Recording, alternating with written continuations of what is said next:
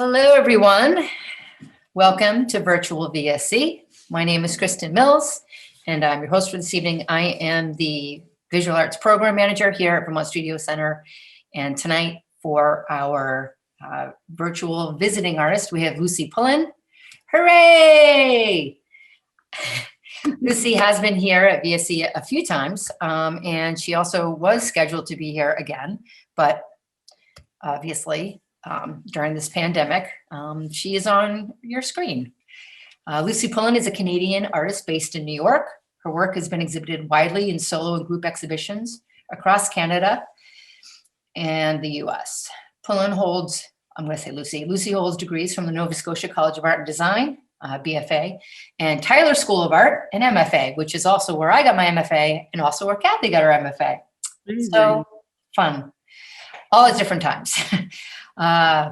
Lucy is formerly an assistant professor at the University of Victoria in Canada. Her current work includes spatial analysis and interdisciplinary collaboration with artists, scientists, and architects. I also noticed that she identifies as a Haligonian, which I looked up, meaning that she's from Halifax. I thought that might be, but I wasn't sure, and that is indeed what it is. So that's exciting. You might be the second Haligonian that I have now met. Her work is held in the collection of the NASCAD archive at the Art Gallery of Nova Scotia, the Library and Archives at the National Gallery of Canada, and the Royal Bank of Canada, among many other things. Without further ado, let's all welcome Lucy Pullen, and the floor is yours. All right, thank you. Got it. Very nice. I'm going to pick up this talk kind of where the last time I spoke at the Vermont Studio Center. I was really excited about these 100 closest stars. And since then, they found a permanent home at the Perimeter Institute for Theoretical Physics. And this is, the interior of the building is totally clad with this black anodized aluminum. And this is Krista Blake's hand. I'm gonna go back a little bit. Can I go back here? Krista Blake invited me to bring some work up to Kitchener while I was doing a project with another person. And the way this started, it really felt like a matter of moving from what is to what if. It wasn't clear where they were gonna go. 100 closest stars are sculptures based on astronomical data. And inside the building, this is atrium wall. And the spot we decided to work with, I'm gonna shut that. It's above a painting by Elizabeth McIntosh, who's a Canadian painter. Her work is maybe from 2015, but I'm not entirely sure. And this is what the installation looks like. These objects are 3D printed plastic. And they're toggled to the wall with magnets in between the seams of the cladding, so it's not affecting the surface whatsoever. There's 100 of them, and Voronoi is this kind of geometry that breaks space up like soap bubbles. This is what the installation looks like from the ground. The atrium has a transparent ceiling. And I seem to be drawing red lines on this as I'm going through them. I'm trying to get rid of the lines while you're talking, so just keep going.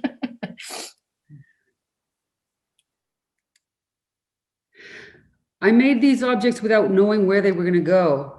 I made them in 2016, and it just so happens that they found their way to this place, which is sort of, it's difficult to think of a more perfect setting for them. One, because the ground is black, which I wouldn't have assumed. I was trying to use all the colors possible. There are 33 colors used in the palette, and they were made by with this 3D printing company in Brooklyn called Voodoo Manufacturing, which is just sort of getting off the ground. So it was kind of a test site. The Perimeter Institute is like it's not a university, but it sort of feels that way. It sort of feels like a cross between a university and a mall. But I'm very pleased that they're there. And yeah, so 2 years after making them, I had them for a while. I had them here in Brooklyn, and Krista said, you're coming to town. Do you have any work that would be good in the Perimeter Institute? And I said, what about these? She said, sure. So I put them in the car. I was really going because my friend Victoria invited me up to Kitchener, Waterloo, which is where PI is, to do work with Kafka, the Contemporary Art Forum for Kitchener and Area. That's what the acronym stands for. It was 2018 as opposed to 2010. And here she is on the site talking about a coffee cup. I like to make a multiple with each project because it makes the work last longer and distributes it in a different way. Victoria has a coffee shop called the Jetty Cafe, so it's sort of was fitting. I was given this elevation, and originally we thought this would be the area where the mural would go. She was passing a latte to the CEO of this company called North. They're a wearable tech startup, and she said, "Do you want to do a project?" And he said, sure. And so that's how it sort of happened very casually. I always think it's sort of interesting, the personal relationships that develop along the way of making an artwork. It was always thought to be temporary. I took that photograph of the site and just traced it and then dropped it to try to figure out how the colors might fit on the building. And then, of course, I made a model. And, models it's always handy to show up on site with a model so everybody gets the idea of what's going on. In this model, you can see the doors are colorful, and that's going to be significant later. This model's made of paper, cut paper, and with theatrical gel in the window to emulate stained glass. The colors were more or less chosen out of Benjamin Moore's palette of Aura waterborne enamel, which is really thick. It's kind of like painting with oatmeal, which is great for a building that is got some texture to it. Don Miller is a friend, and he was instrumental as a project manager on this site because he showed up with tape measures and rulers and a laser level. It's the same. No, that's correct. That's right. Yeah. That's how it works. That's coming up like this. It's coming like this. Then it slices through. Yeah, it's like cutting the door in half. Yeah. So and then it's over there. Slice. Yeah, it's got to be at least that steep because that's really fucking steep. Yeah, the idea of the project is to sort of project the colors on this structure such that the colors slice through the structure and make an abstraction that you can sort of walk into. It's like a spatial mural. And a friend of mine who was working at this company at the time, he said that, only an artist would take such care to go through. I mean, we really painted every angle on every grate in this fire escape over 2 weeks. So the site, it was intended as a temporary installation, but it's still there. And it's sort of an ode to Gary Neal Kennedy, this painter who is sort of instrumental in making the Nova Scotia College of Art and Design what it is. Would love this, in that the color break falls right across the automated keypad that every worker has to use to beep into the building. The other nice thing is these window films the color breaks across the window on every floor. So this is the second floor door, and you can see how it gets kind of abstract, and there's the color break on the, this is one piece of material, but it's being produced to match the drawing. And this is the top floor. So here you can see the color break. It looks opaque as, light's falling on it. It'll look differently when light is passing through it. We did a lot of the drawing at night because the laser was more visible, which was pretty crazy and kind of fun.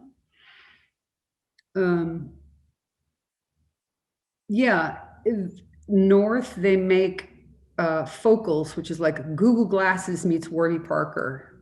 So they're a technical company, and they were really interested in the technical aspect of it, that it was a projection and that would resolve at a distance from the street as a unified thing, but then sort of break up.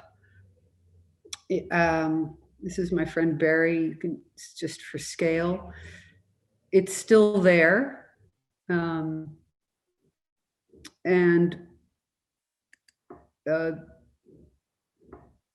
Google Street View images, when they're flattened out, look like this. But if you do look for Google Street View on your phone, let me see if I can pull this up. Yeah. You can move around it from within the mural.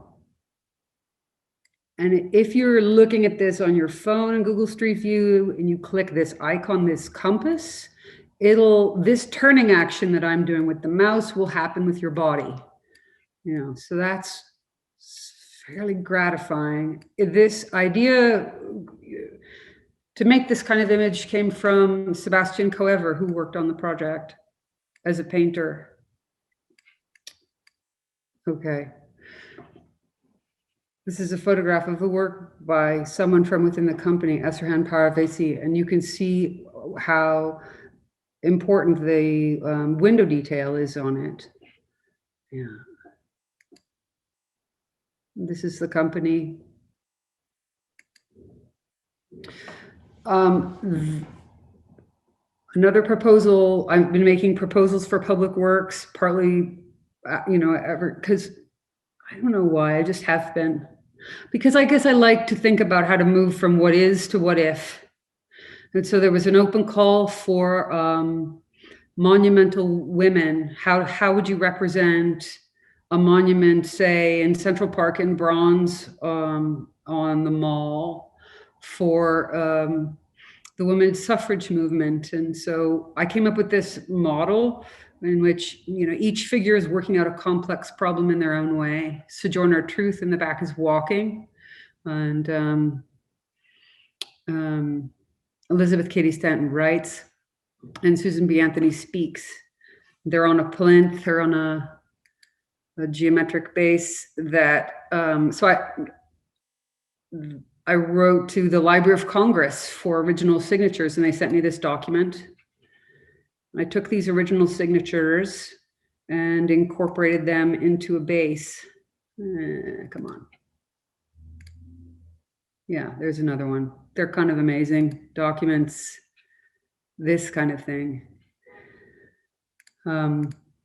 Whoops. Sojourner Truth's signature, this is the only thing I could find for it, which is a bronze plaque. Her autograph in a book owned by Hattie Johnson, and this is a bronze passport. I've not made a bronze monument of this size, but I have made smaller figurative works like these legs in iron that are an edition of 50, and this is a life-size rock candy version of me, age 24. In this show called Recent Halifax Sculpture, where all the objects in the room are one-to-one. These are called the 97s. They're made by Phil Grauer. They're cast aluminum balloons, party balloons, treated with car paint, the latest colors from 1997. And this is a cooler carved by Thierry Delva. The show was organized by Ken Hayes at Sandy Simpson Gallery in Toronto. It was the second to last show she ever did.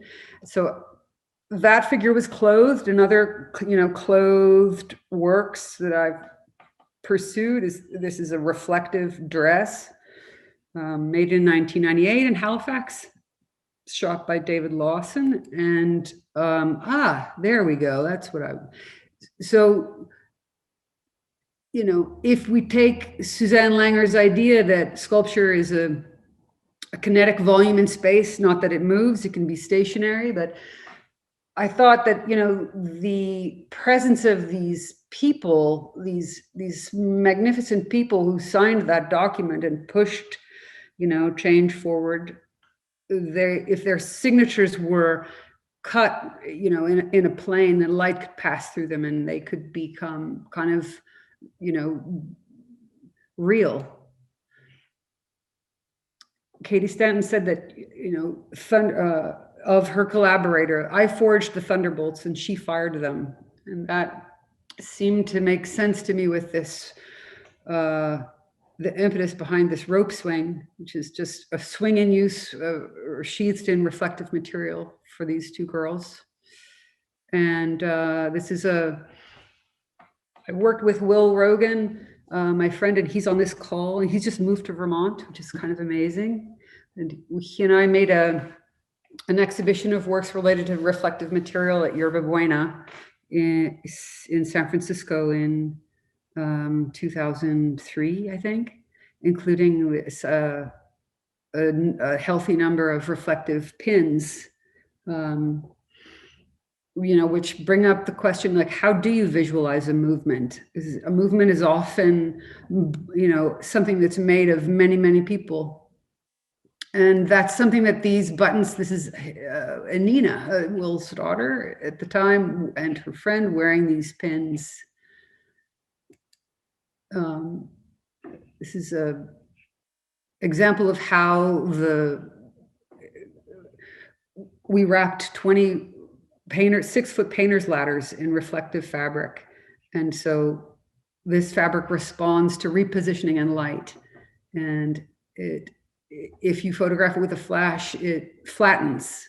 It goes sort of from 3 dimensions to 2 to make for kind of an abstraction. And I've also used it in other sculptures like this one, which is called Blind Spot. It's from 2010, and it was made with ArtSpeak for a weekend exhibition at the Tate Modern, called No Soul for Sale. This thing is 18 feet tall and 9 feet wide. And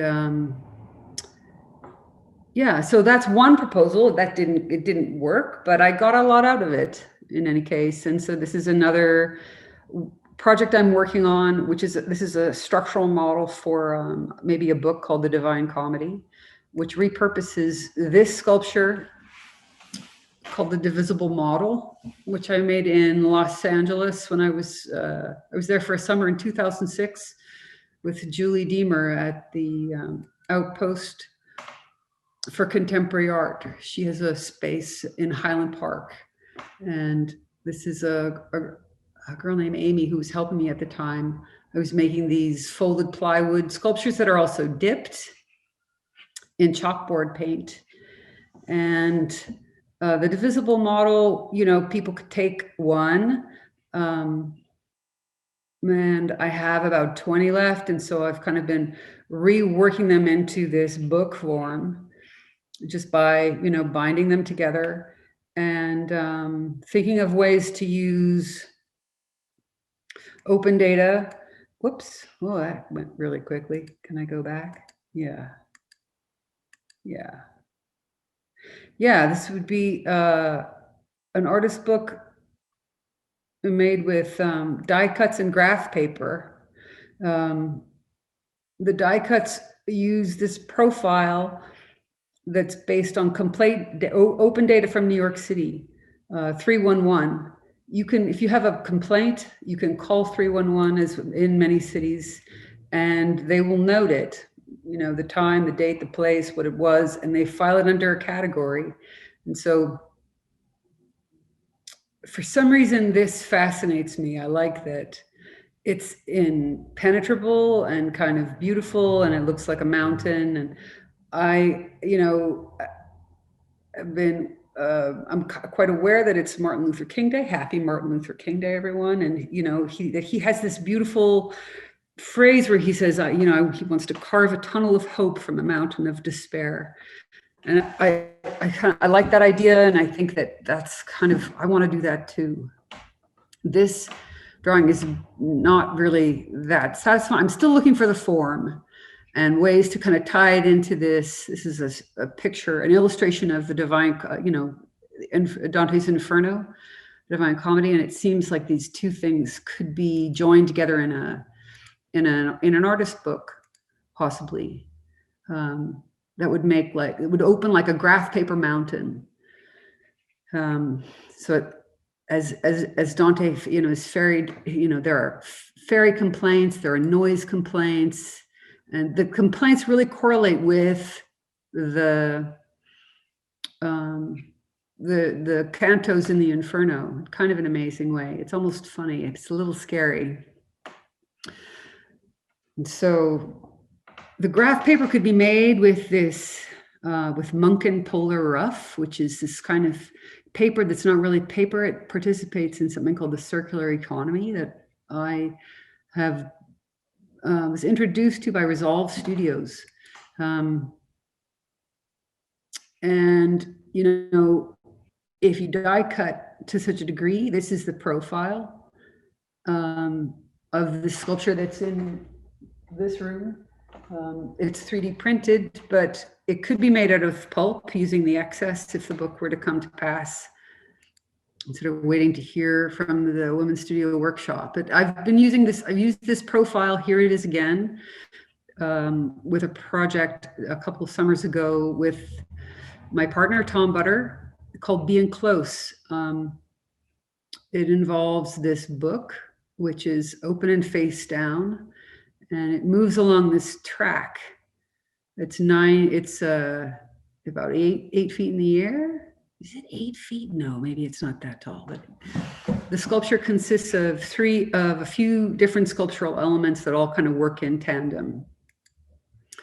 And here you see this profile again, catching the light. Each plane is made of 2 sandwich sheets of Virock, which is a kind of cement board. It's like MDF made of rock, but you can cut it with a jigsaw without too much consternation. And the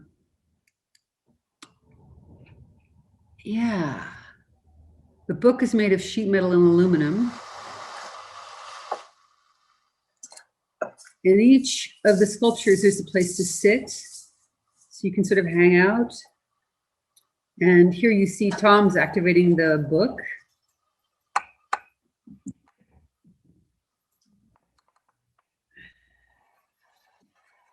With this wheel.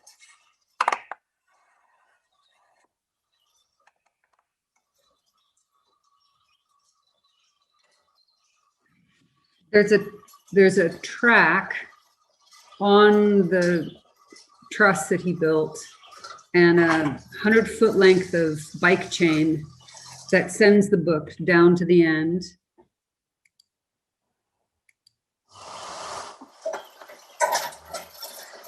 The beam is built in sections so that the whole thing is designed to come apart and fit inside a pickup truck.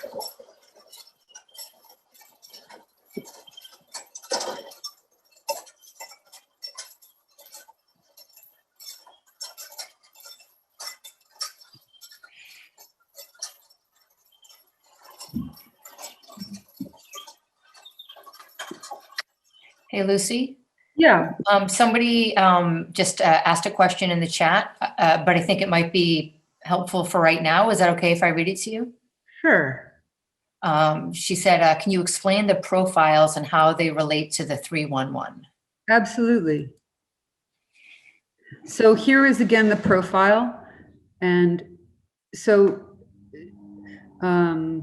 it's like a histogram of complaints. So New York City started collecting open data of this kind in 2010. And so I've been studying spatial analysis. I'm not that good at math, which is patently obvious, but it's fascinating nonetheless that there's so much information. And so I've just focused on different types of complaints. There are 306 kinds of complaints, or there were up until 2018. And I made a histogram and cut it out. I blew it up.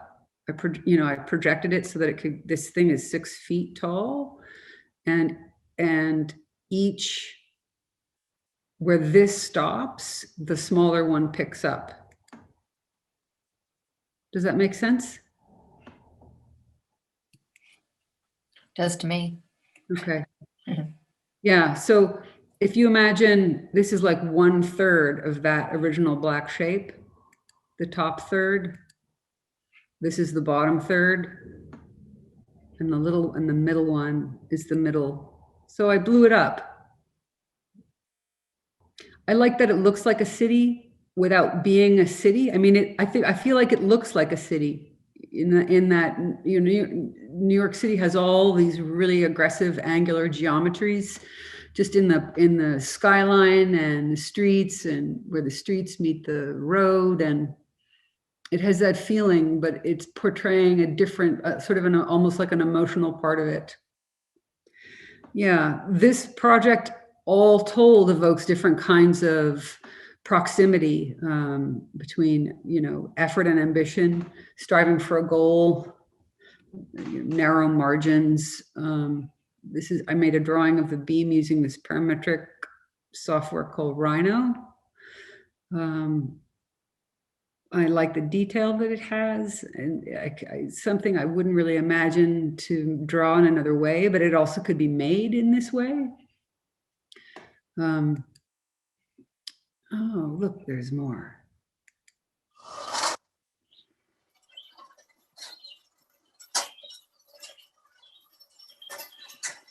Part of the inspiration for the book comes from reading Position for a Second Degree Burn.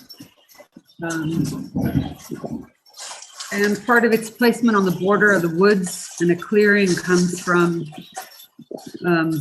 Jan Debbit's Robin Redbreast's territory sculpture from 1969, where he moved a pole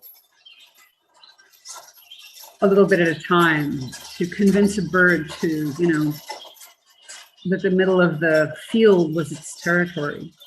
There's something kind of absurd about the book, which I like, but it's also,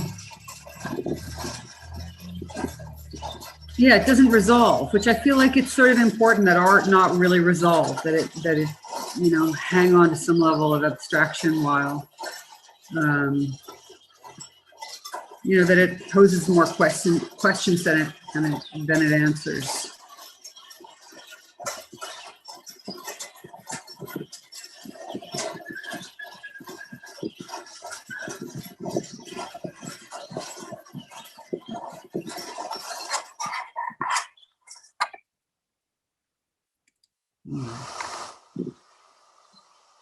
Yeah.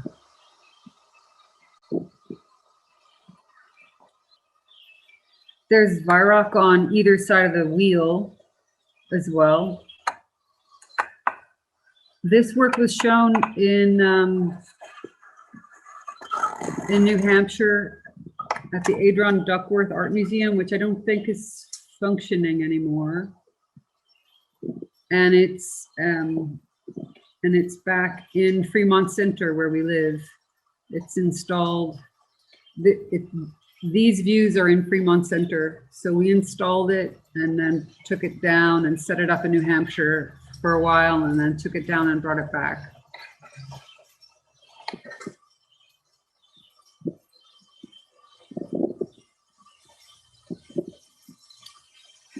Actually, these lengths of wood, are left over from the thing. It's like poplar. This is the poster that Mike Dyer designed. He used this preliminary drawing, and a spot tone process to drop the color out. Yeah. blank slide. Okay. This is a sculpture called Whole. It's from 2006 and it's made of ash, steam bent. It was originally made to be like a frame for a drawing that kind of failed. And so I cut it in half lengthwise all the way around, and it doubled in length like a spring, much to my surprise. And so I joined the edges again with a scarf joint. You can't really tell where they are.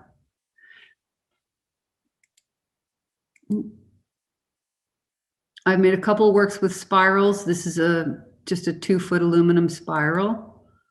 I made four or so of these that have, I mean, they're literally moving, but you kind of have to move them.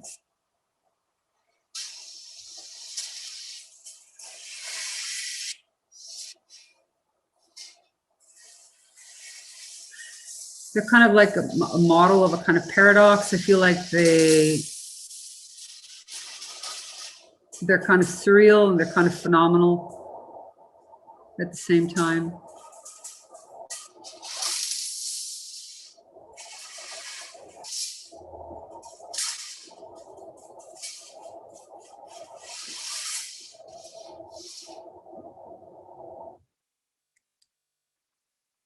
This is a spiral that probably is familiar to people. Smithson's Spiral Jetty in Utah, which is a kind of jetty, and jetties are always useful things. And so the question is, what kind of vehicle is this jetty for? This is a hypothetical vehicle I carved out of snow in Philly 20 years ago. And I visited the Spiral Jetty with Justin Albert, my friend and collaborator at UVic. He's a particle physicist. He'd been to the Spiral Jetty before. This is Justin by the last spike in Promontory, Utah, where the two railway lines met from the east and west coast. And it's sort of this trip really drove home why Smithson picked Promontory for that site, and it's to tie into this aspect of engineering, I think. And this is a sculpture the sculpture that Justin and I made together. It's the Cloud Chamber. We made two. This is a shell that Tom and I made in New York and sent to the West Coast, and the engineers didn't like it quite, so they made another one. This one was made out of on a Terra punch press. And inside it has a working environmental chamber that lets you see contrails from cosmic rays from outer space. There's this alcohol that falls in a 6-inch deep box and condenses on a very cold black plane. And the kind of the squiggly lines that you see are contrails from cosmic rays that are just the cosmic background that's passing through us all the time. But we never see it because it has to be very cold, like -86.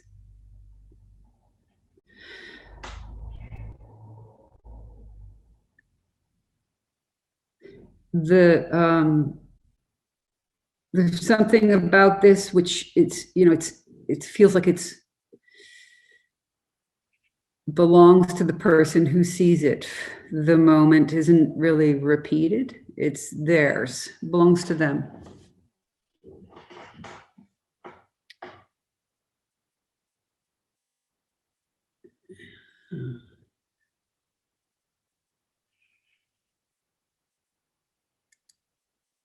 This is where the Cloud Chamber is now. It was installed at the Henry in Seattle. And this is its home now. This is the Elliott Lecture Hall at UVic. And these are the drawings. Every aspect of that object is documented with a drawing made by Mark Lankowski, an engineer for Triumph, who works at UVic in the Department of Physics and Astronomy. I kind of love these drawings. I love how clean just technical they are. I'm kind of into it. I like these angles, and this is the cold, what goes into the cold plate. There's a coil of copper. Yeah. We made another kind of detector called the spark chamber, which tries to do the same thing, but with argon. And I just made the shell, and it's steel and plexiglass. It's an octahedron divided into 20 planes, and these planes change shape ever so slightly as they pass through the form. And these plates I use to make some monoprints to define a landscape. They're oil on paper. It's kind of a straightforward drawing proposition, but it's sort of nice to have the world constrained within this geometry.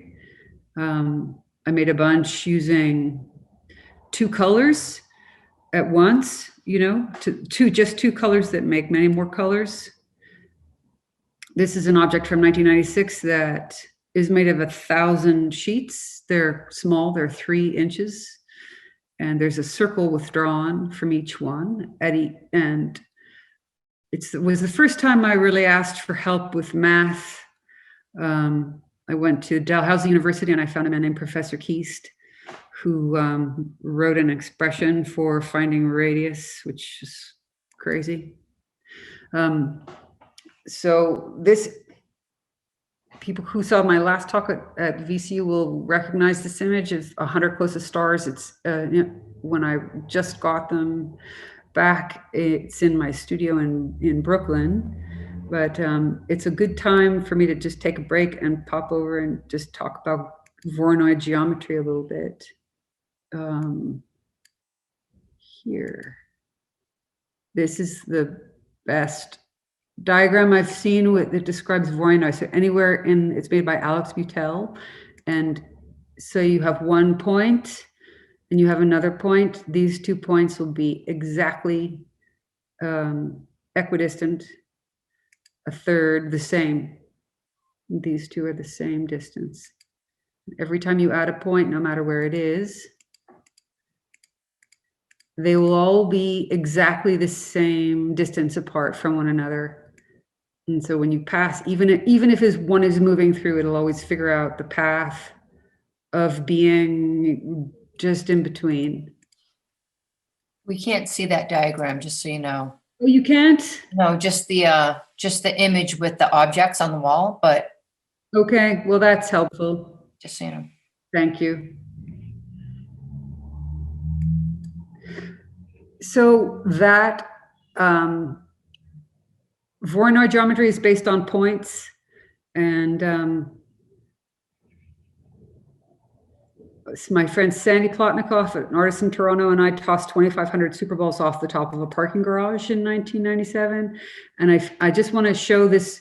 I bring this up because I'm working on a proposal for a parking garage in Halifax, and it seems like I'm trying to, I like this idea of point-based geometry and taking this public work as an example of how points can be, well, in this case, tossed off of a parking garage. But if you imagine that these might be seed points in a kind of Voronoi geometry, they could be thrown from a central plane to 2 sides of a building. This is a drawing based on Voronoi geometry of the lifelong radar tracks of a single bumblebee that was made using this kind of geometry. So each cell would have had a point.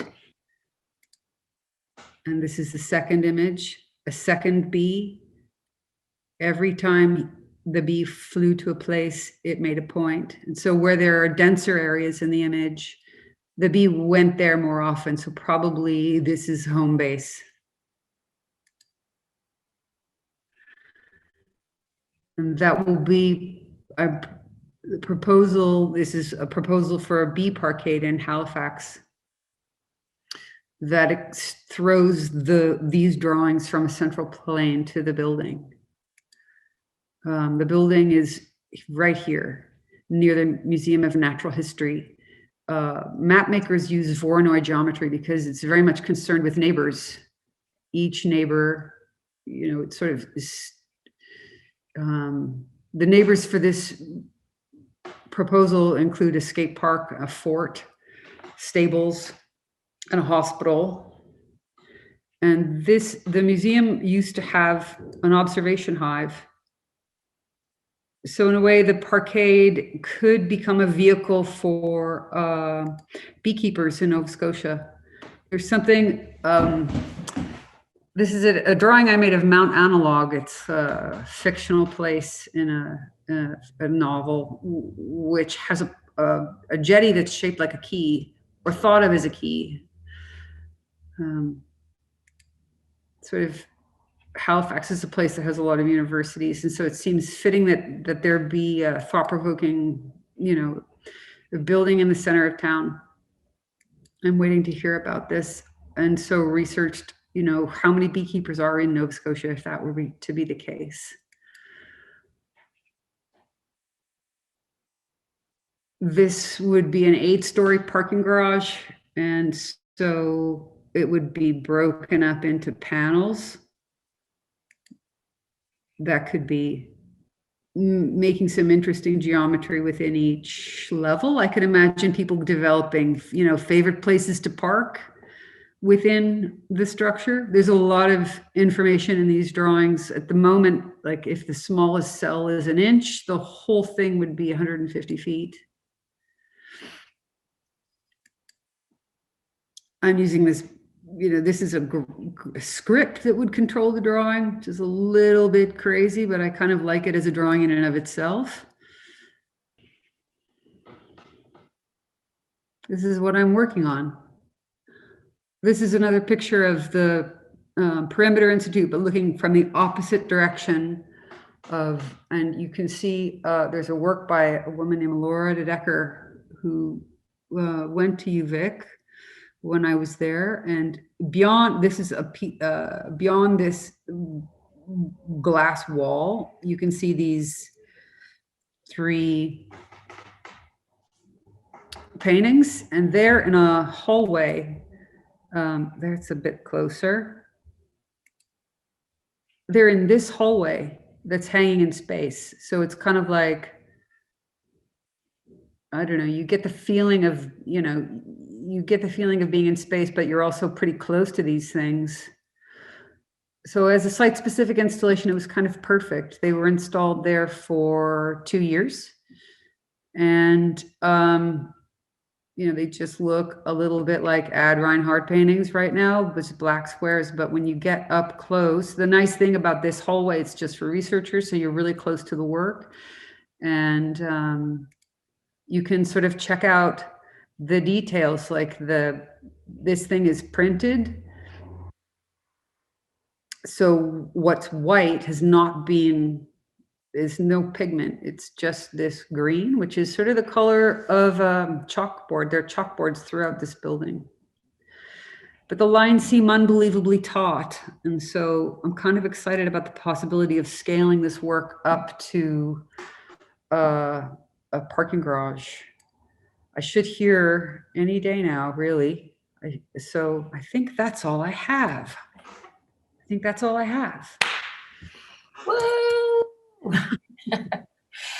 are a couple questions that came in. Do you want me to read them to you and then see where it goes?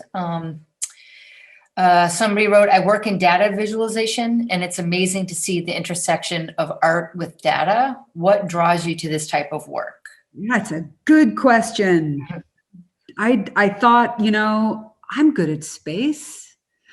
maybe spatial analysis is a thing that I could do. Or be interested in. And so I didn't realize how much math was involved, but I just sort of fell into it. I guess I like what if, I like going from what is to what if. And yeah, I mean, it's a little esoteric. So when I'm working on these things, I had to really remember that my job is to make images, that don't resolve, that don't make sense. So people would say, with the mapping, like, well, what's the scale of the beads? It's like, I can't tell you, but I can tell you it's an Albers projection. That much I know, and that's why that one, it's freaky. It's like there's stuff you can't know. Who would know that a bee would be doing this? A single bee. It's ridiculous. Can I ask you about the bees? This is my own question. Yep. How did you track the bees? I did not. I wrote a letter Okay. I did not. But so researchers in London at Queen Mary University they put a harmonic radar tracking device on 4 bumblebees, 1 on each. And they were looking for, to see, how, if bees are foraging, how many flights are for exploratory purposes and how many are for exploitative purposes, like, I'm just checking out the world. No, I found the flowers. I'm going. So where there's density in the image, they say that as being like they're onto something, and otherwise, and then do they do that again? They only, they found that bees, they'll return to exploring, in their, later on in their 2-week life. So it's kind of amazing. I mean, that's what is amazing about data, really, is that you can, know things that it's almost perverse to have this amount of knowledge of something. But it's also kind of beautiful. Okay, I have one more question about that. So I like how you called it a script, and that you're using this program to kind of write the script. So once the script is written, it's then static, right? So okay, go ahead. Not necessarily. Like it's kind of an amazing thing about like parametric. It's a system. It's like designing a system. So these things can change. And when you change one thing, everything else in the system changes. Gotcha. So like if I took out this cell, for example, possibly everything would kind of change. Mm-hmm. Yeah, I think I'm into this because I like it when things are in the middle. I don't really like it when things finish. Which I think could be frustrating, for some, but I like keeping it open a little bit, but yeah. Somebody just asked, how large is this geographical space the bees are being tracked over? It's probably 3 kilometers. How many miles is that? Like 5 miles. Okay, 3 point. Oh yeah. Okay, yeah. Huh. Wow. Yeah. A bee only lives for 2 weeks, which That's is crazy. kind of nuts. Yeah.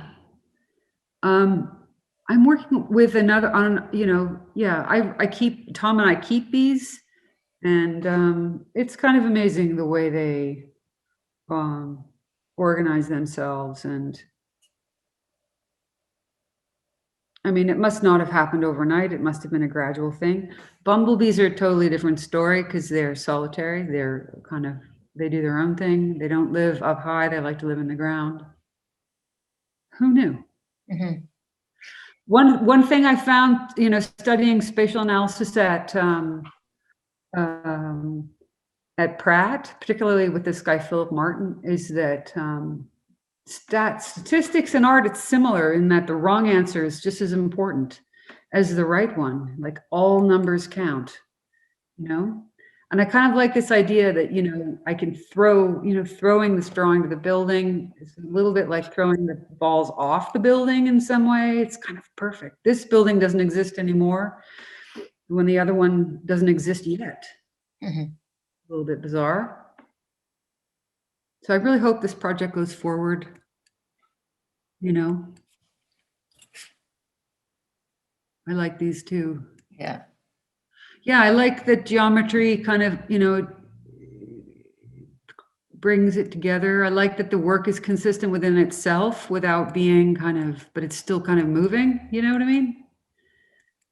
Like I didn't really know I was going to, you know, I like that the work is kind of building on itself in a way. Yeah, crazy. The, yeah.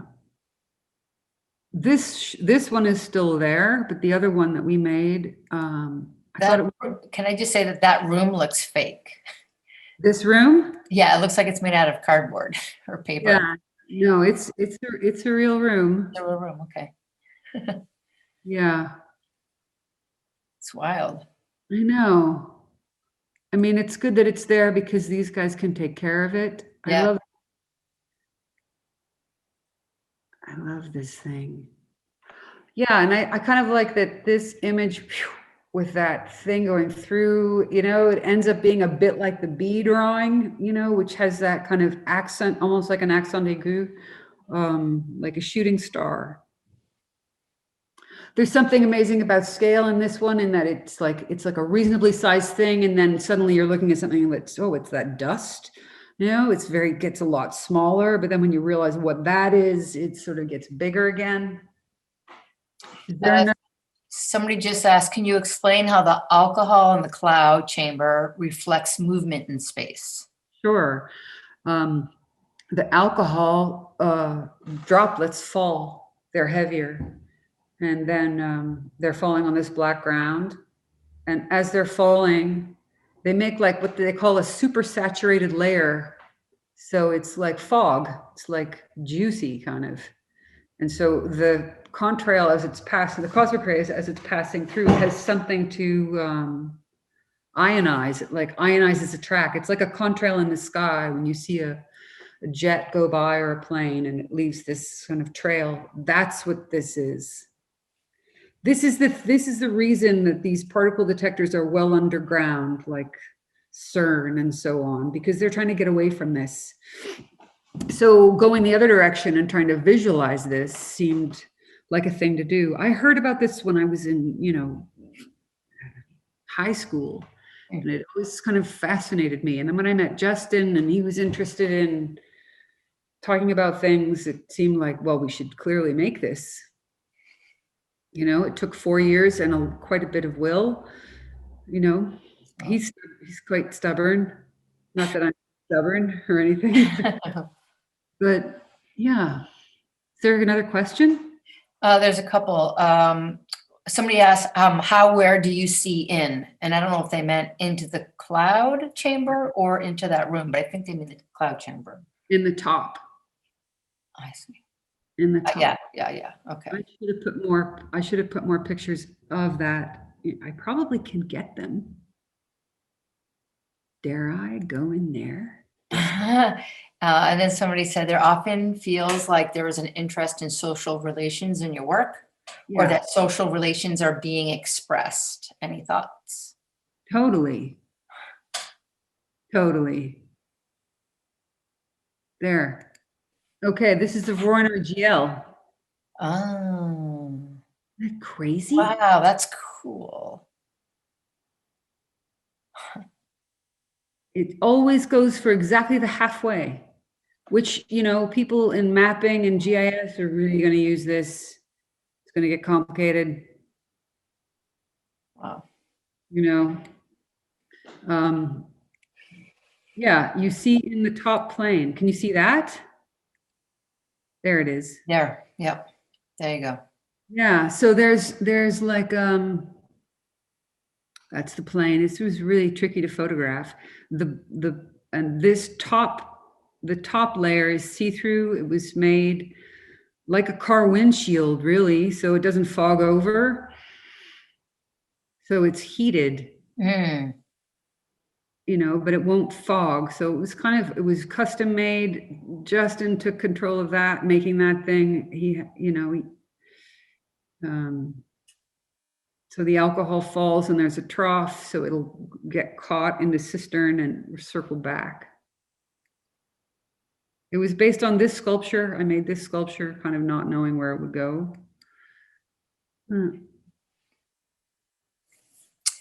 Somebody wants to know, how do you choose the sites for your commissions that you propose? Are they based on architecture or the types of spaces?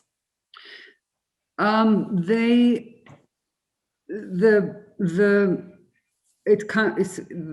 public works that I've made have typically come through, you know, pretty casual friendship connections. Krista invited me, you know, very informally over, you know, as a text. Maybe we texted 3 times and I just put them in the car, had the work already, which I think is significant. So I had the work I made the 100 Closest Stars without any thought of where they were going to go, just out of curiosity, like what if I make these, maybe I should just make them, you know?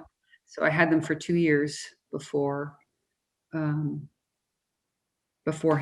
And sort of the same with Victoria and this, you know, large scale building. But once I saw the space, it was like, yeah, okay, this space is, you know, it's worth, you know, we could really make something here. I kind of like making something out of nothing.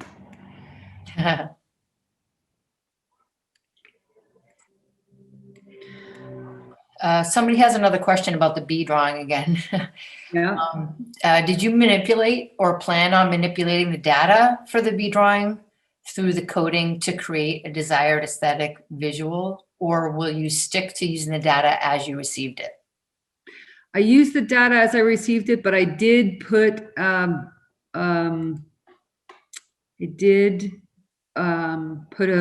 projection, an Albers projection, Albers conic, which is why it looks kind of bowed. Mm. You know what I mean? It's why it looks kind of round. Yeah, so every time when you have a flat thing, you know, when you have a flat thing and you're making it round, or you have a round thing and you're making it flat, there's going to be a distortion. And controlling that projection is something that we take for granted and we don't often see or think about.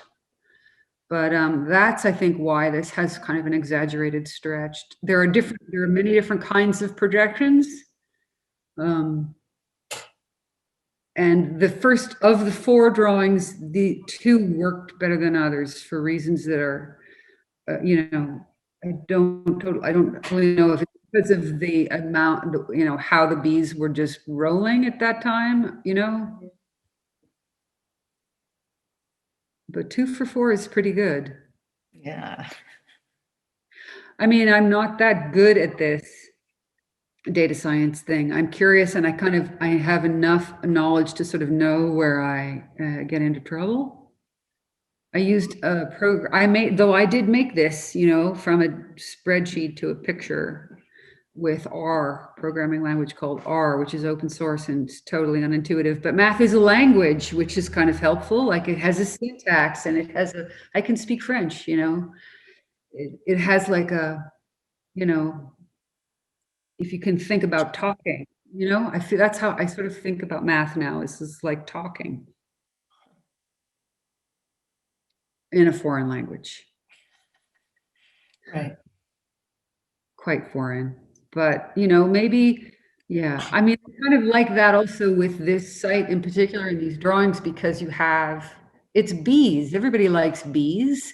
And then there's a high school, you know, so maybe they're more adept with, you know, spatial statistics these days. Is that a thing people study in high school? I never studied statistics, and you know, I barely got a 50. It was a gift, really, just to shuffle along. But yeah, I like these drawings quite a bit. Yeah. I mean, I like that they're spatial too, you know, that there's so much density. Like if this were to be, if it was 150 feet from side to side, that this would be an inch in here. That's kind of amazing. Mhm. I mean, it has it has possibilities for making images as objects, which is kind of what I'm interested in doing. Mhm. But then I also think there's possibility of using each one of these little cells, you know, as a painting surface of some kind. So this commission that they have they want to make cladding. They want to make it out of punched metal. They know exactly what kind of materials they want to use. Great, you know? So I'm offering them an image and a theme Mhm. that I think keys into some things that are already rolling in the neighborhood. And if the museum wanted to, you know, it would be an impetus to kind of hold like keeping workshops or, you know, get the observation hive back up and running if it isn't still. That's awesome. Yeah, and I think the architecture would, you know, integrate like riff on the image too, you know, it would divide space in a particular way. Like it's spatial, not just by virtue of it, how it was made, but I think it'll work spatially, like it'll work well on a, you know, on a scale. But it's also abstract, like, you know, what, you know, it doesn't really, you can't know what it is, which I like too, because it gives room for somebody to have their own experience of it beyond, you know, me, or the 80th time you walk to work past this thing, you'll see something different, you know? I spent a lot of time walking around outside as a kid. And, you know, and I think that's where my sense of public art comes from, really. That's great. Does that make sense? Yeah, especially what you just said about walking around outside. Totally. Makes a ton of sense. I bet you made this bee pattern yourself when you were a kid. That bright spot's the kitchen and everything else is outside. Yeah. Lucy, that was amazing. Thank you. It was a head full. It's a lot. Good to see you. Nice meeting you. Bye-bye. Good night, everyone. Good night. Good night.